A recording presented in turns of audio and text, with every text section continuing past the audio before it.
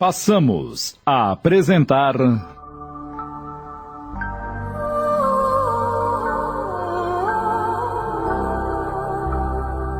Renúncia, minissérie de Tony de França em 20 capítulos da obra psicografada por Chico Xavier, ditada pelo Espírito Emmanuel.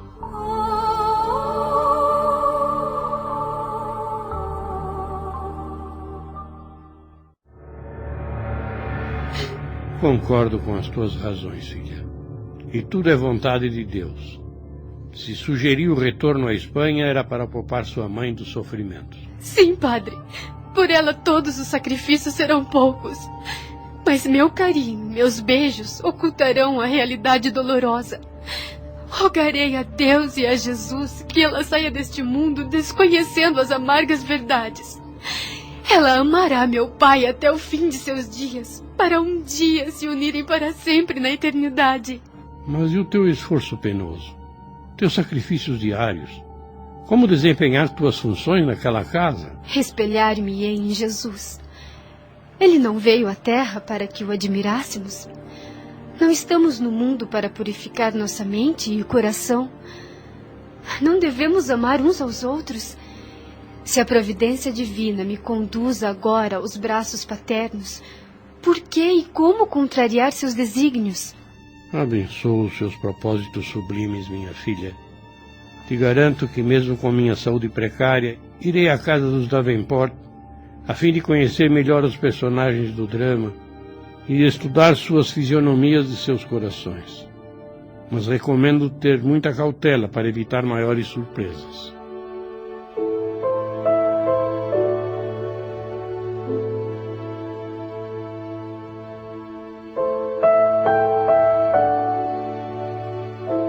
Dois dias depois, lá estava o padre Damiano na mansão dos Davenport. Com sua lucidez e perspicácia, obteve as informações e as percepções de cada um deles. Cirilo, de alma envelhecida, o velho Jacques, altivo, Beatriz, a filha do casal, sempre ao lado da ama e enfermeira Alcione, mas Susana, parecendo amável, não era tão expansiva. Podia-se notar que o ambiente não era dos mais felizes. Padre Damiano, após longas conversas sobre o passado, não teve mais dúvidas que a resolução sinistra que abalou Madalena e Cirilo só poderia caber a Antério e Susana. De regresso ao seu quarto de enfermo, pensava: De que adianta estabelecer a verdade dos fatos com o aniquilamento de toda a família? Preciso conversar com Alcione.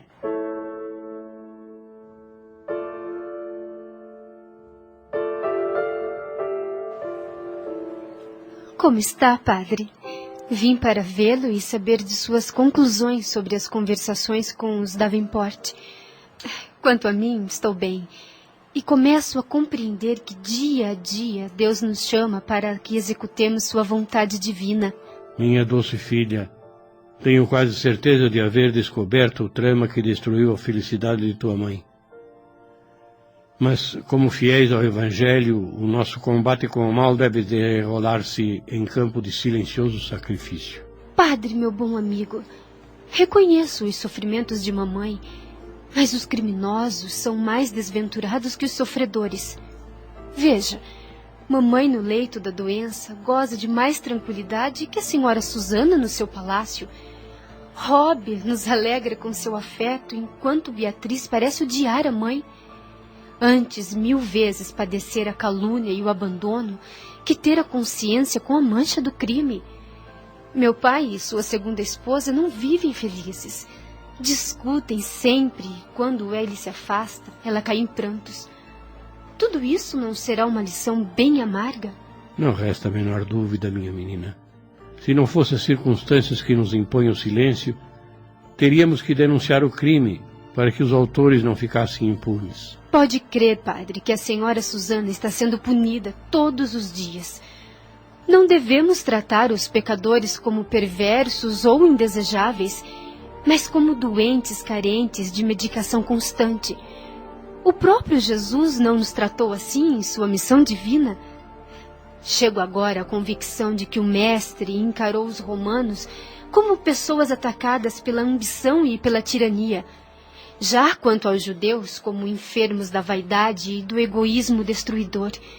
E por certo, ele deve ter visto em Judas um companheiro demente e em Pilatos um perseguido pela doença do medo. Filha minha, filha, essas tuas ideias devem fluir do céu para o teu coração purificado.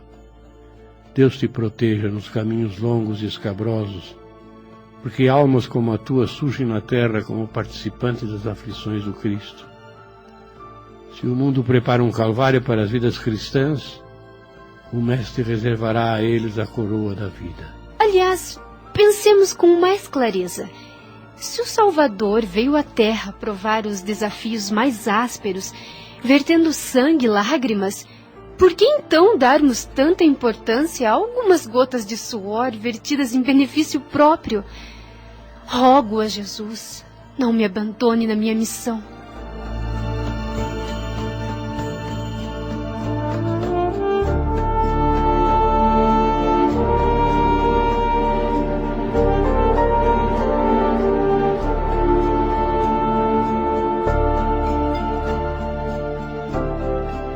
Como vimos, a reduzida família Davenport regressou ao velho continente sem prazo de regresso para a colônia no Novo Mundo. Jacques e o sobrinho estavam eufóricos com a jovem governanta, que era uma cópia fiel de Madalena Villamil. Além de pajear a menina Beatriz, Alcione era obrigada a cuidar de todos os demais serviços leves da casa, inclusive a costura. Certa vez... Alcione, Sim, senhora. hoje é preciso que substituas a lavadeira que está doente. Sim, senhora. Vou agora mesmo ao tanque lavar as roupas. Beatriz, que a tudo ouvia e não se conformava com a atitude da mãe, procurou o pai e lhe disse: Papai, a mamãe vive perseguindo a Alcione. A pobre coitada tem de fazer serviços pesados, e isso não é tarefa para ela. Obrigado, filha, por me alertar.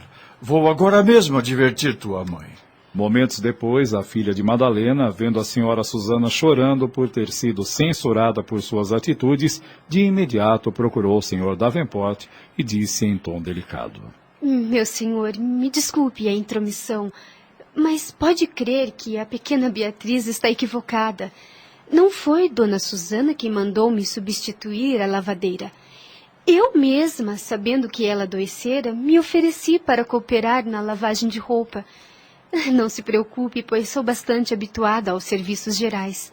Beatriz não entendeu bem a atitude de Alcione, mas esta lhe disse: Beatriz, não penses que a lavagem de roupa é um serviço pesado.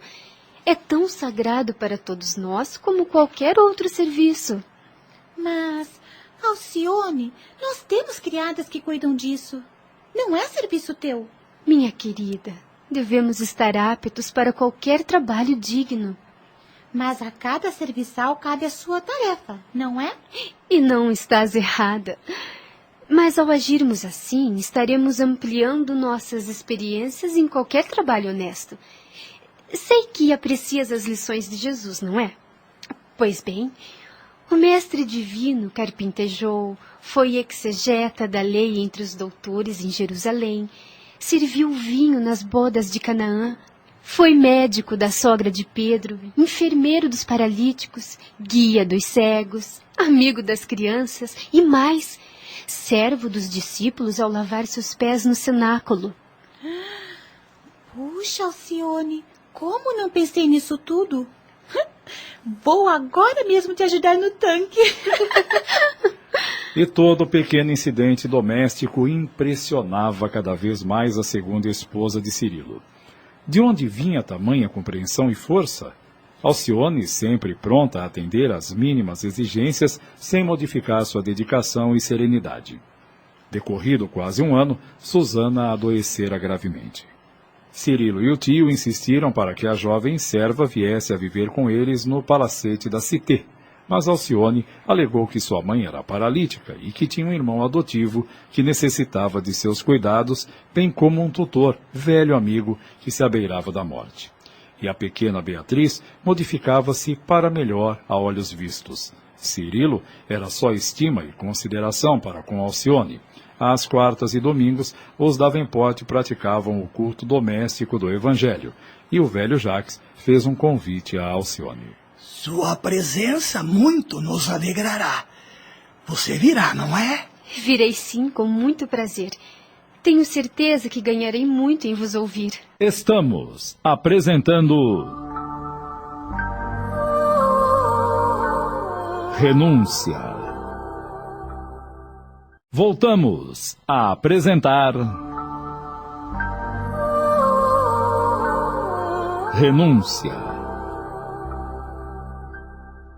Minha filha, certa vez lá no Connecticut, fomos aconselhados por um sacerdote americano a fundar nossa igreja doméstica, pois a família é o nosso primeiro santuário. Muito louvável essa resolução. Minha mãe também sempre me diz que o lar é o nosso templo divino. E eu estou ansioso em alcançar a fé para suavizar as dificuldades da vida. Não discordo, Alcione, mas como já discuti outras vezes com meu tio, por que fazer o culto do Evangelho no lar, se temos numerosas igrejas e instituições religiosas e se todas têm os mesmos objetivos? Não deveríamos deixar essa devoção para os ofícios religiosos de caráter público? Nunca compreendi a utilidade prática da igreja doméstica. A análise dos textos bíblicos cabe aos padres, não é? Senhor Davenport, não se trata de opinião própria, mas dos ensinamentos do Mestre Jesus. Tenho certeza que onde quer que estejamos, estamos sempre na casa do Pai. E também tenho a convicção que chegará o dia em que tomaremos por templo de Deus o mundo inteiro. O culto nas igrejas, bem como o doméstico, ambos são concernentes aos ensinos de Jesus. No lar podemos atender aos nossos familiares enfermos. Os pais estão sempre ensinando seus filhos, mas nem por isso as escolas deixam de existir. Será que nós não achamos que, em matéria de fé, dos deveres religiosos, costumamos atribuir ao sacerdote o que nos compete realizar? Um padre atenderá ao conjunto, mas para que as alegrias cristãs vibrem em nós, não podemos esquecer da necessidade de estabelecer em nós o culto ao Senhor dentro de nós mesmos. E só o lar é o templo mais nobre porque nos oferece oportunidades diárias de esforço e adoração. Cada dia enseja chances de testemunhar confiança em Deus. Enquanto isso, as instituições religiosas podem funcionar como hospitais dos espíritos combalidos, como celeiros aos esfomeados para prosseguir no caminho e como fontes de informações sublimes aos ignorantes para que se habilitem a praticar o que aprenderam. E a pequena assembleia não podia ocultar a enorme sensação de assombro. Os Davenport jamais podiam imaginar naquela jovem tamanho conhecimento espiritual. Cirilo estava convencido pelos argumentos que ouvira. Beatriz quebrou o silêncio. Não te disse, vovô, que Alcione sabe muita coisa nova sobre Jesus? Não diga isso, Beatriz. Tudo o que disse aprendi quando em Ávila tínhamos nossa pequena igreja doméstica que funcionava quase todas as noites. Sem dúvida, Alcione. Tuas explicações falam a alma. Sempre achei que os negócios materiais de minha vida sempre me criaram certa incompreensão para com as lições do Cristo. Sempre achei que o lar era a fortaleza da nossa felicidade na terra, mas nunca como base para nos enriquecer espiritualmente. Isso é natural, pois as forças que nos encarceram o coração normalmente são violentas e rudes. Mas Deus não se cansa de nos atrair aos seus braços. Deus nos chama como Jesus procurou os discípulos. E para realizar a união divina, é preciso que marchemos na terra de nós mesmos, mesmo nos dias ruins e noites tenebrosas. Estou surpreso. Suas palavras modificaram num minuto todas as minhas presunções exegéticas. Até então, no meu modo de pensar, O homem deixou de ser um exilado nas trevas para que mais tarde vá encontrar-se com Deus ou com a punição eterna. Então, a Terra não passa de uma escola, onde o homem recebe uma oportunidade divina entre milhões de possibilidades sublimes e infinitas. E, nos templos onde a pregação é pública, recebemos as inspirações externas, quanto que no culto íntimo entramos em contato com o próprio eu, recebendo mensagens na consciência. O velho Jacques estava quase estático com as colocações de Alcione. Já Susana, comovida, argumentou. Alcione, na verdade, teus raciocínios abrem novos horizontes ao nosso espírito. Sempre tive dificuldades de me adaptar aos ensinamentos do Evangelho, pois sinto-me tão pecadora, tão humana, que cada lição me soa como uma forte censura. Porque sinto que as santas narrativas são para mim como acusações. Devem ser impressões passageiras, pois o Evangelho é mensagem de salvação e nunca de tormento. O cristianismo jamais será doutrina de regras implacáveis, mas de transformações de almas com Jesus para a glória de Deus. As lições do Mestre não nos oferecem motivos de condenação. Se assim fosse, onde estariam as grandes figuras evangélicas de Maria Madalena, Paulo de Tarso e outras tantas? Tuas interpretações são deveras consoladoras. Mas de uns tempos para cá, vejo que os ensinamentos que recebi na infância de nada me valem. Aprendi a virtude e não a cultivo. Chego a crer que a humanidade, de modo geral, vive negando Jesus a todo momento. Viver sem esperança é o pior de todos os males. Acima e antes de tudo, é imprescindível que reflitamos na grande bondade de Jesus. Lembremos que Pedro o negou 3 vezes na hora mais difícil. Tomé duvidou da sua sabedoria e poder. No entanto, nenhum nem outro foram banidos da sua divina presença. O pecado é doença do espírito. Quando exageramos na alimentação, na falta de higiene, no desregramento dos sentidos, o corpo sofre desequilíbrios. O mesmo se dá com a alma quando não sabemos direcionar nossos desejos, santificar as aspirações, vigiar os sentimentos. Susana estava estarrecida com aquelas explanações tão simples. Comparava os dias mais tristes da sua vida conjugal entre remorsos e revoltas e se questionava sobre os motivos que a levaram a desventurar a filha de Dom Inácio. E pensava consigo mesma. Hoje vejo que um verdadeiro amor jamais sacrifica alguém nos seus impulsos. Minha atitude só atraiu para mim a desventura. Não teria sido melhor cooperar para a felicidade de Cirilo e Madalena? Enquanto Susana refletia, Cirilo e o velho Jacques estavam muitíssimo impressionados com os esclarecimentos de Alcione e lhe fizeram um novo convite. Pelo visto, minha doce menina, tu poderás muito nos enriquecer com os sagrados ensinos no culto desta noite. Assim saberemos como funcionava sua igreja doméstica em Ávila. Toma este livro do Novo Testamento para os estudos à noite. Bem me lembro lá em Castela Velha, quando meu tutor dizia que o estudo das letras sagradas é comparável a uma pesca de luzes celestiais, pois o rio da vida corre sempre e é indispensável termos vontade ardente para mergulharmos na coleta de valores divinos. Mas enquanto o homem se mantiver indiferente e pessimista, difícil será para ele encontrar no Evangelho algo mais que os sublimes apelos do Senhor. O ensinamento de Jesus é vibração e vida. Muitos buscam somente motivos de consolação e se esquecem da essência do ensino. É inegável que Jesus é fonte de conforto e da doçura. Mas comparemos uma criança que só recebe mimos paternos e consolos. Com certeza ela está envenenando o coração para sempre aos futuros caprichos.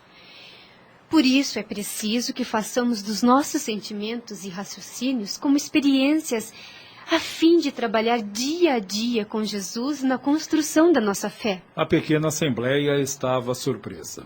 Cada um parecia mais deslumbrado com o comentário da jovem intérprete e ela continuou. Em Ávila, nunca nos reunimos no culto no lar sem suplicar o socorro da inspiração divina.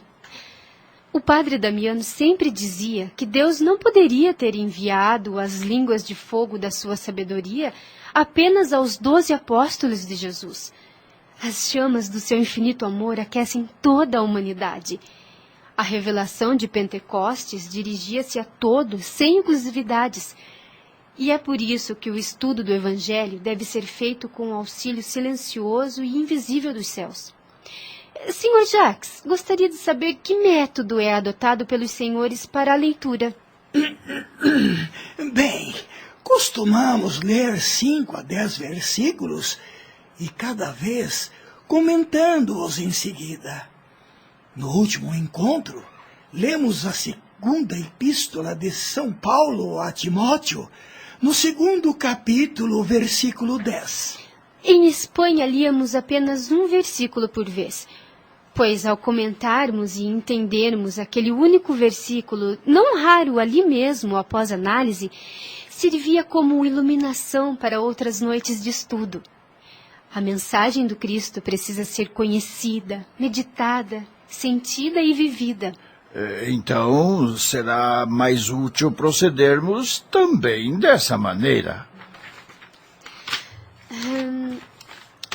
Aqui está. Segunda epístola, versículo 11 do 2º capítulo.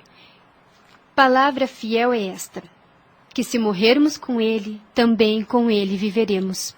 E todos foram unânimes em opinar que os homens apegados a Jesus no fim da vida morriam em paz, certos que o Senhor lhes abriria, além túmulo, as portas gloriosas da redenção. Mas Alcione interveio e explanou. Não há dúvidas que a esperança em Cristo sempre será um refúgio na hora da partida, mesmo para aqueles perversos que aceitam Jesus na hora derradeira, que fazem atos de fé no leito de morte. E quando estavam com saúde e mocidade e viviam entre caprichos e desregramentos? Comparemos com aqueles que viveram os mandamentos e passaram a vida fazendo o bem. Não se deve interpretar o texto evangélico ao pé da letra. Morrermos com ele nos refere à morte da criatura velha que está em todos nós. É a personalidade egoística e má que todos trazemos conosco e precisamos combater a cada dia para que possamos viver com ele. Agora sim. Tenho um modo prático de compreender os valores espirituais, aprofundando-me cada vez mais em meditação, esforço e boa vontade. Estou feliz por ouvir isso, Senhor. As palavras do Mestre estão cheias de maravilhosos socorros divinos e de mensagens do céu. Acabamos de apresentar